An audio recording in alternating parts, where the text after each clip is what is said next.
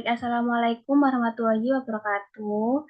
Yang terhormat Bapak Pujiono selaku dosen pengampu teori akuntansi. Di sini kita akan menjelaskan terkait materi kerangka konseptual akuntansi dan pelaporan keuangan. Di sini kami dari kelompok 4 yang beranggotakan yang pertama Dicap Putri Deswiani dengan NIM 170, Adra Mutiara dengan NIM 182, Daniat Adelia dengan NIM 262, Kristiani Marta dengan NIM 263, dan Hanifati Astari dengan NIM 438. Jadi di sini kita akan menjelaskan tentang konflik kepentingan. Jadi laporan keuangan ini merupakan hasil interaksi dari ketiga kelompok. Yang pertama yaitu perusahaan, di mana yang berdasarkan kegiatan operasional, fungsional, dan luar biasa. Jadi di sini membenarkan penyusunan laporan keuangan. Yang kedua, pengguna yang meliputi investor, analis keuangan, bankir, kreditor, konsumen, karyawan, pemasok, dan lembaga pemerintah. Yang terakhir yaitu profesi akuntansi yang bertindak terutama sebagai auditor yang bertugas memverifikasi bahwa laporan keuangan sesuai dengan prinsip akuntansi yang berlaku secara umum. Tiga pendekatan Ciret dan IJRI yang secara sederhana ini adalah pendekatan berbasis perusahaan, profesi, dan pengguna, di mana berorientasi pengguna ini digunakan oleh SAC di Australia dan oleh FASB di Amerika Serikat dan oleh Corporate Report di Inggris. Jadi masalah kerangka konseptual ini dalam proses pengembangannya, kerangka konseptual ini AERB dan dewan-dewannya harus menyelesaikan beberapa masalah konseptual mendasar. Masalah-masalah ini telah menentukan sifat dan isi SASC.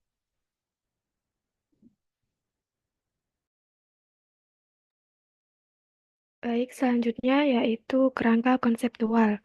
Kerangka konseptual adalah serangkaian konsep formal yang saling terikat yang menentukan fungsi, ruang lingkup, dan tujuan akuntansi dan pelaporan keuangan.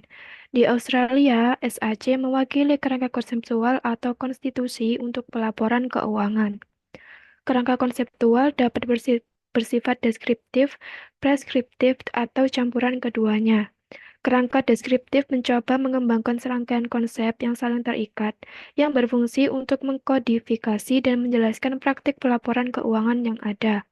Kerangka preskriptif mencoba mengembangkan dasar konseptual tentang praktik akuntansi keuangan yang seharusnya. Kerangka konseptual dimaksudkan untuk bertindak sebagai konstitusi bagi proses penetapan standar. AARP mengembangkan kerangka konseptual dengan istilah serupa, yaitu seperangkat konsep yang saling terikat yang akan menentukan sifat, subjek, tujuan, dan isi umum pelaporan keuangan.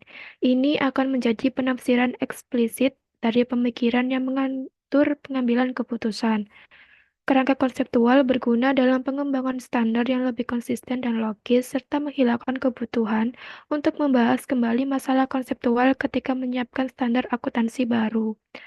Dapat menghasilkan komunikasi yang lebih baik antar akuntan, auditor, dan pengguna karena semua pihak menggunakan seperangkat definisi dan kriteria yang sama. Memiliki potensi untuk mengurangi aktivitas dan pengaruh kelompok lobi dan kelompok kepentingan.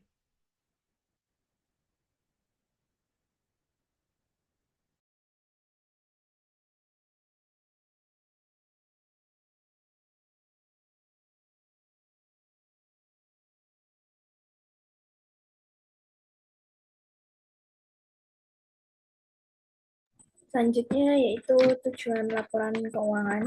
Di sini tujuan laporannya itu menurut versi Trueblood. Di sini Trueblood itu menyempurnakan dan mengembangkan tujuan pelaporan yang telah dihasilkan oleh APAB dan terdapat 12 butir tujuan. Yang tujuan yang pertama ialah pemakaian laporan keuangan itu punya tujuan utama, itu memberikan informasi sebagai dasar dalam proses pengambilan keputusan ekonomi. Yang kedua, untuk pemakaian umum mempunyai tujuan melayani pemakai umum yang memiliki wewenang, kemampuan atau sumber kekayaan yang terbatas untuk mendapatkan informasi dan yang meyakini laporan keuangan sebagai sumber informasi utama mengenai aktivitas perusahaannya. Yang ketiga, untuk pemakaian lain bertujuan memberikan informasi yang berguna bagi investor dan kreditor untuk meramalkan, membandingkan, dan menilai potensi arus kas menurut jumlah, waktu, dan dengan memperhatikan ketidakpastian lainnya. Yang keempat, itu memberikan informasi kepada para pemakai laporan keuangan untuk meramalkan, membandingkan, dan menilai earning power atau kemampuan mendapatkan laba perusahaan. Next.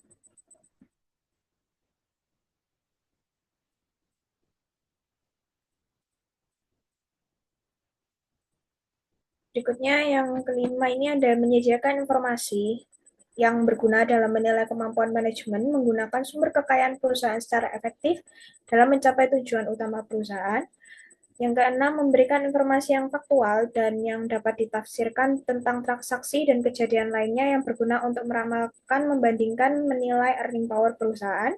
Yang ketujuh, memberikan laporan tentang posisi keuangan yang berguna untuk meramalkan, membandingkan, menilai earning power perusahaan.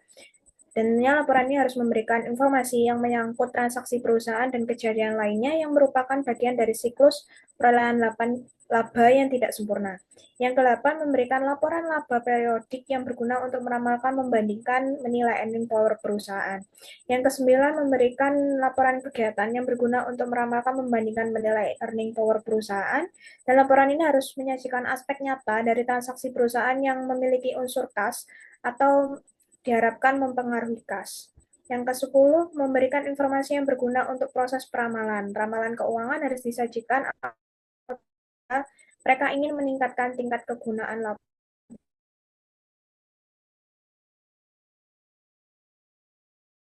Ini tujuan laporan keuangan bagi lembaga pemerintah pemerintah dan lembaga yang bukan bertujuan untuk mendapatkan laba, yaitu memberikan informasi yang berguna untuk menilai efektivitas dari manajemen dan sumber-sumber kekayaan dalam mencapai tujuan perusahaan. Ini ukuran-ukuran prestasi harus dikuantitatifkan berdasarkan tujuan yang ditetapkan. Yang ke-12, untuk menyajikan kegiatan perusahaan yang mempengaruhi masyarakat yang dapat ditentukan, dijelaskan atau diukur dan merupakan hal yang paling penting bagi peranan perusahaan dalam lingkungannya. Lalu di sini terdapat 7 sifat dan kualitas dari laporan keuangan. Yang pertama relevan dan materialitas, yang kedua formalitas dan kenyataan di atas formalitas, yang ketiga tingkat kepercayaan, yang keempat bebas dari prasangka subjektif, yang kelima dapat dibandingkan, yang keenam konsistensi, dan yang ketujuh dapat dipahami. Next slide.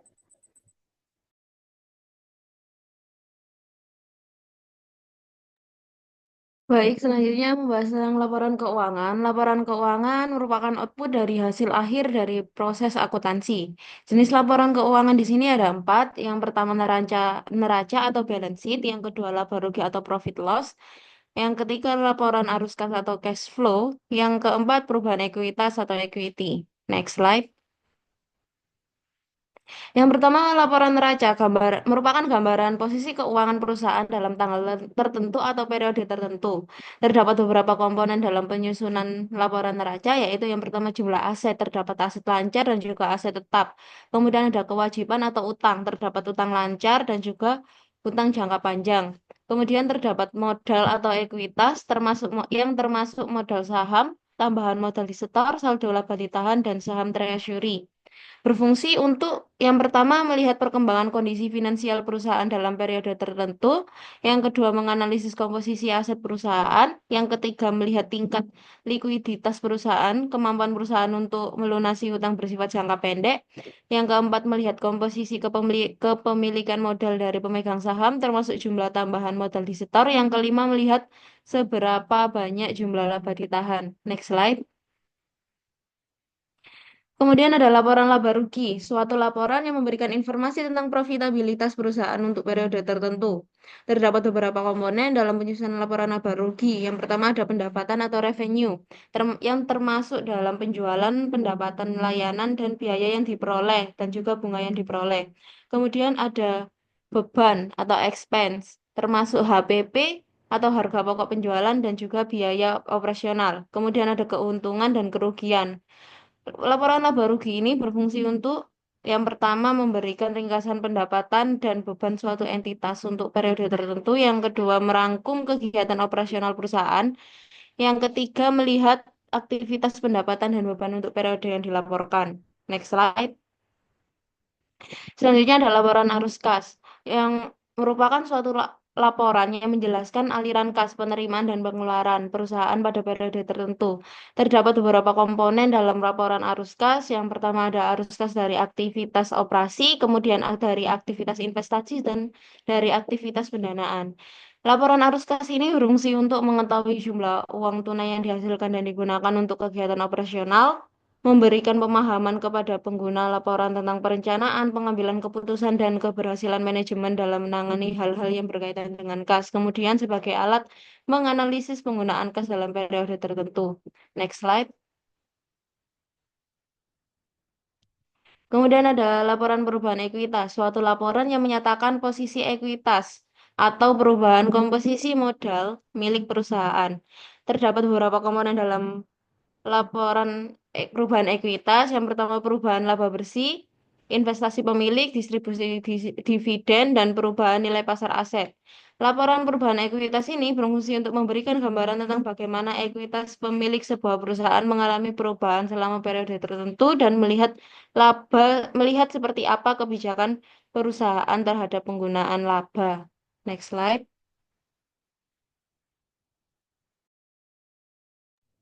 Baik, selanjutnya ada taksonomi karakteristik normatif yang harus dicerminkan oleh pernyataan akuntansi. Ada 3 model taksonomi umum yang sangat baik mengenai karakteristik normatif yang diinginkan, yaitu yang pertama, karakteristik formasional yang berhubungan dari pernyataan dan penilaian yang selanjutnya mengenai kegunaan yang diberikan. Lalu ada karakteristik operasional yang berhubungan dengan mengimplementasikan dan juga memenuhi persyaratan-persyaratan yang diminta oleh pernyataan.